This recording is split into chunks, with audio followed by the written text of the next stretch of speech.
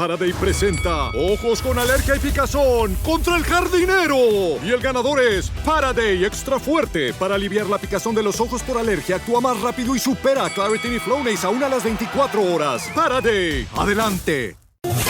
It's The Other Side of Midnight with Frank Morano. We all know the cliche about the Nixon-Kennedy debate back in 1960, how people who listened to the debate on radio tended to think that Nixon won, and how people watched the debate on television thought that Kennedy won.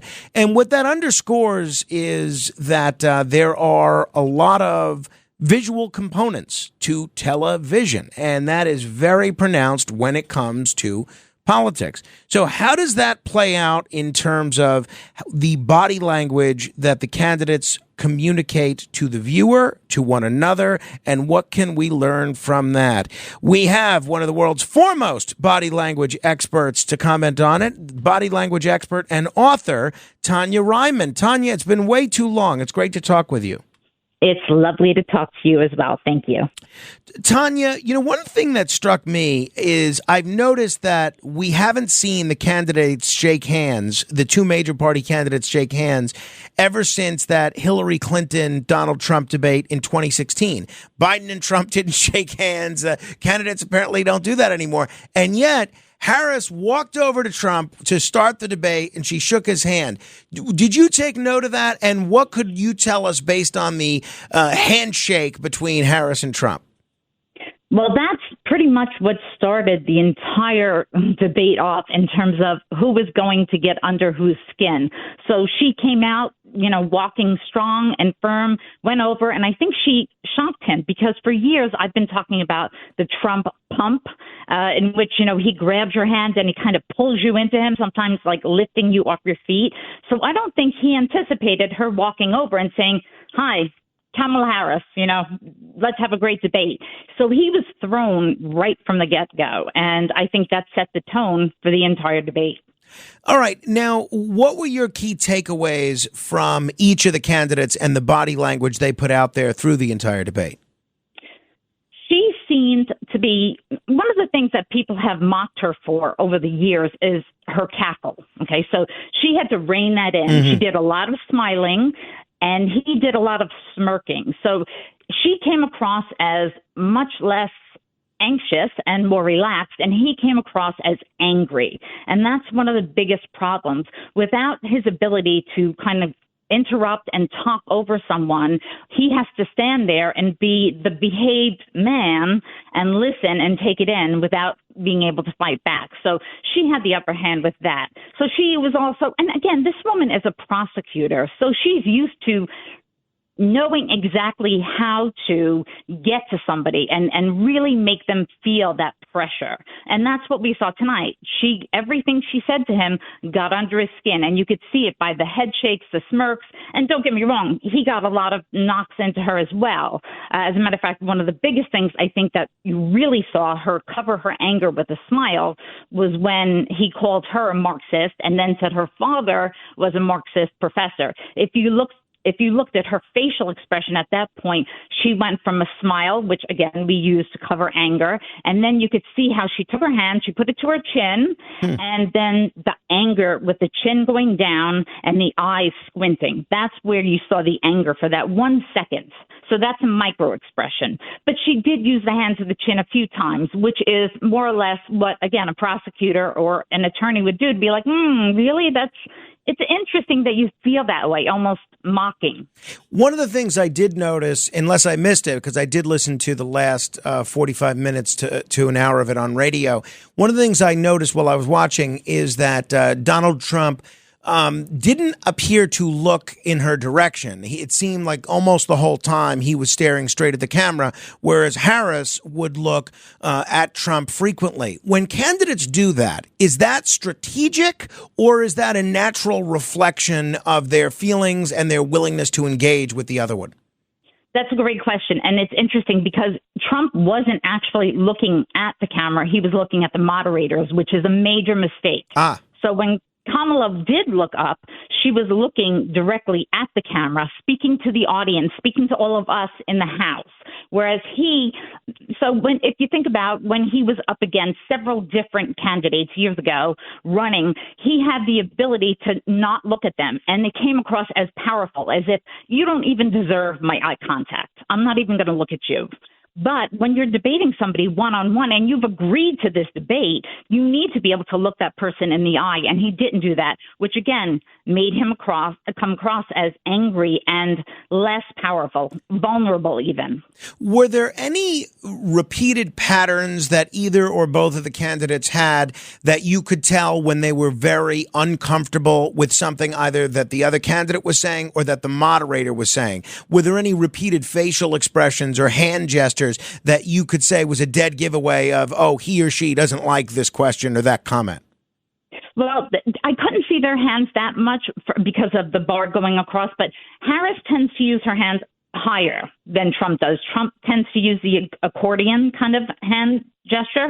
So when we're watching it, we're watching Harris lift her arms up. And that shows somebody who's, again, it just comes across as somebody who's more animated, who's more invested. Whereas Trump using the accordion hands, from our perspective on television, it wasn't as easy to see. Typically, he's the one who does a lot of pointing. And even when he was pointing to Harris, he wasn't looking at her.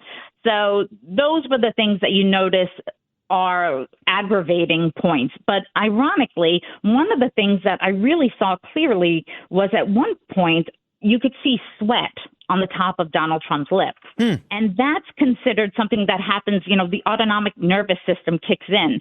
So if you don't see sweat on the forehead, but you see it on the upper lip, you recognize that that's a sign that somebody is really feeling anxiety. And I noticed this early. So the first half an hour, he was doing okay. But after that, you start hearing, and this is, again, a pattern with him. When he feels anxiety, he tends to go, he takes this big breath in through his nose and then huffs it back out. So when you hear him doing this, and again, years, people have battled me saying, oh, he has asthma or he has allergies. No, this is something that we do to get a quick burst of oxygen to the brain, which helps to calm us down. So, once that starts, I know that he's starting to feel the pressure. And with her, again, it's more that she puts on that laugh, but her mentalis, which is, her jaw and chin, gets very tight. So her mouth tightens up. So with him, it's the deep snorts, and with her, it's noticing the mentalis muscle, which is right below the lower lip, getting tightened. ChatGPT Plus is free for college students through May. Here's the thing. You've got a lot to do between now and then. Studying for finals, writing papers, trying to keep your life on track, and ChatGPT can help with all of it. It can quiz you for your econ exam, make a study guide from your French notes, plan out your meals and study breaks. It can get really specific on how you like to learn. It can even help you come up with ways to stop procrastinating. So from now until summer break, take advantage of all the ways ChatGPT can make your life easier. Restrictions apply. This episode is brought to you by Netflix. 3 couples, 4 vacations, a lot to unpack. Watch The 4 Seasons, a new series starring comedy favorites Tina Fey, Steve Carell, Will Forte, Coleman Domingo, and more in a hilarious and heartfelt love letter to long-term relationships. Based on the original Alan Alda film. Watch The 4 Seasons, streaming now only on Netflix. Shopping is hard. I can never find anything in my size. I don't even know my size. I buy my clothes the same place I buy my groceries. There's a better way.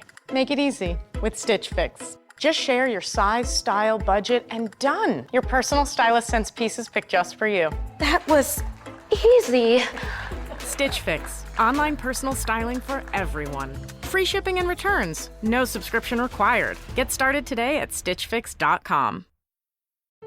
Home means something different to everyone. But with Rocket Mortgage, home can mean even more. It can mean a college education, taming your high-interest debt, even a renovation. We've made it easier than ever to use your home equity. That home you worked so hard for, now it can work hard for you. Call 800-4ROCKET or visit rocket.com to find out more. Rocket Mortgage, LLC, licensed in all 50 states, NMLS ConsumerAccess.org, number 3030. One of the things that Obie Murray, who's a skilled political analyst who was on right before you, said is that he felt that she got better and seemed more comfortable later on. Michael Smerconish tweeted this basically the same thing. He tweeted that there was some early nervousness from her, but that she warmed up as the evening went on. Could you tell that in her body language? Was that your impression? Yeah, actually, the first couple of minutes, you have to baseline each person, right? So we know Donald Trump's baseline. We know Kamala Harris's baseline. But you could tell both of them were feeling more pressure because of their blink rate. So typically when somebody goes onto television, they might blink upwards of 35 to 50 blinks per minute. Okay. If they're relaxed, they might blink 15 times a minute. So both of these candidates going into this initially had very high blink rates, and then eventually the blink rate slowed down, and that's when you start to see them finding their rhythm, so to speak. But again, little things like Trump not turning towards her, but swaying his own body, which is a way that you kind of get rid of excess energy or excess stress. That was one of the things he did. She moved around a lot. So if she had excess energy, it was just going everywhere. So she was much more animated. So he needed to be a little bit more animated, because I think what they told him originally was, hey, listen, you really can't get crazy during this debate. And so in doing that, he seemed flattened. And once again, even during the closing statements, she was able to bait him. By going first, she goaded him and baited him to the point where he didn't even have a closing statement. He was just kind of fighting her closing statement. So overall, he came across angry. She came across as somebody who was much more likable. And that's a stark contrast to what I think many people anticipated, because people were going into this saying, we know nothing about her. Mm-hmm. And, well, what I was going to ask you, you sort of anticipated my my next question, which was going to be, it's all interesting to know what the candidate's body language is saying about how they feel about the questions or about one another. But how does that communicate to voters? And it sounds like what we saw yesterday, not in terms of the substance of their answers, but on the body language front, you feel that Harris conveyed a warmer and more welcoming message to voters than Trump did. Yes, much more. And again, one of the things that bothered me, and I think I had mentioned this earlier, was the fact that the moderators fact-checked Trump. And I thought that was very unfair, because automatically that puts him, does two things. It gives him power at the end of the debate, but during the debate, it puts a lot of pressure on him because, both of the things he said were in fact false. But either which way, if you're not going to fact check both, then you can't fact check one. Right. That stands to reason. And I think that's been a criticism a lot of people have brought up. Lastly, Tonya, and by the way, we've been talking with Tonya Reiman. If you want to learn more about her work, and you could check out her books, which will help you to use body language in your own life. And you can also go to her website, Tonya Reiman, REIMAN.net. A lot of interesting stuff on there. She is one of the leading experts in the whole country on nonverbal communications and human behaviors. I mentioned that there was a handshake at the start of the debate. There was no handshake at the end of the debate. Is that, in your view, strategic, or a reflection of the fact that these two really don't seem to like one another? Well, they definitely don't care for one another. But what I found to be ironic was, she went off and she went to her people. Whereas Trump came out and said, okay, I won that debate. There's no need for another debate because I won. And the irony of that was, after he debated Biden, in which we all know Biden lost that debate, he was the first one to say, can't wait to do another debate with Biden.